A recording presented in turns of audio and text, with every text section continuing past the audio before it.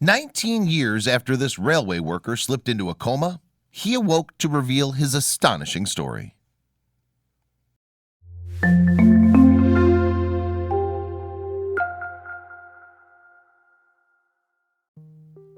It was 2007 when 65-year-old Polish national Jiang Korzybski apparently woke up from a coma that he'd been in since 1988. The astonishing story made Korzybski a hot news item, covered around the world. Headlines such as the Daily Telegraph's "Coma Man Wakes to New World After 19 Years" were typical. Newspapers and TV reports made much of the fact that this real-life story was strangely similar to the plot of a 2003 movie, Goodbye Lenin.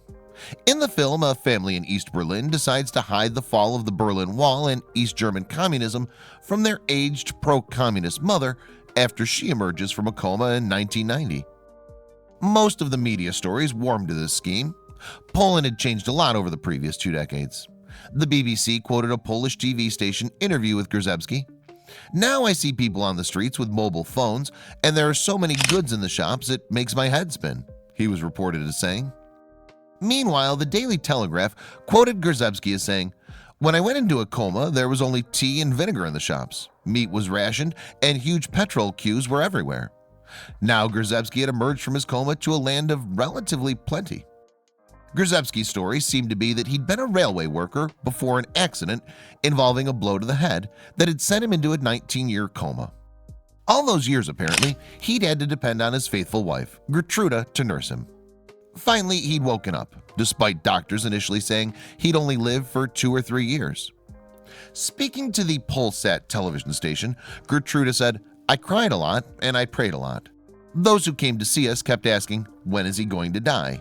But he's not dead." Speaking to TV N24, Korzybski gave heartfelt tribute to his loyal wife. "It was Gertruda that saved me, and I'll never forget it." There were other fascinating aspects to Korzybski's amazing story.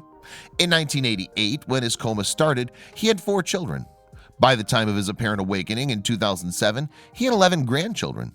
And of course, post-communist Poland in 2007 was vastly different to 1988 Poland. In 1988, Poland was still under the rule of communist dictatorship. The next year, elections saw democracy arrive in Poland. The country went on to join NATO in 1999. Then in 2004, Poland became a full member of the European Union. All these developments would have seemed unthinkable in the Cold War days of 1988. However, this heartwarming good news story turned out to be just a little too perfect. It was the Guardian newspaper which decided to dig a little deeper and found that a few of the details didn't seem to completely add up. It wasn't that the story was made up, but some of the detail didn't seem to be 100% accurate. And the source of the Guardian's revelations partially debunking the story about Jiang Korzybski? None other than Jiang Korzybski himself.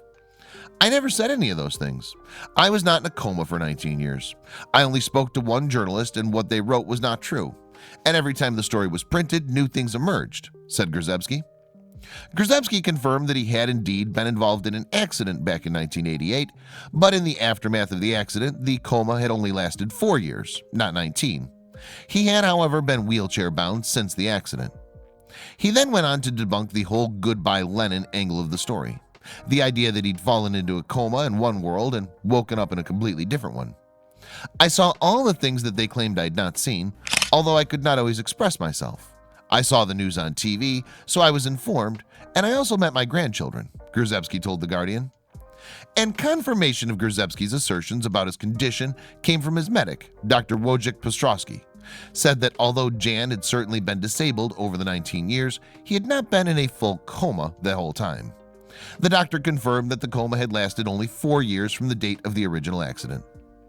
Korzybski's wife Gertruda was also ready to back up her husband's version of events. She told The Guardian, "Jan was not in a coma. He understood everything that I said to him. At first, he used his face to let me know whether he wanted anything to eat or drink. Later, he spoke." Korzybski said he'd only spoken to one journalist. So who was it that had started this story, which had spread around the world and been covered by everyone from the BBC to USA Today?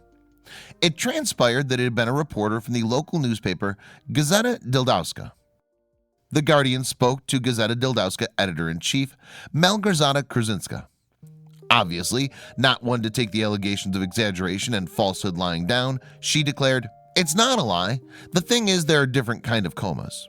She continued, "There's a kind of coma where people are unconscious and others where they wake up from time to time and then fall back into a coma. This was the case with Jiang Korzybski." The editor also made the point that even if the coma only lasted 4 years, there had still been dramatic changes in Poland during that time. When Korzybski had his accident in 1988, Poland was a communist country.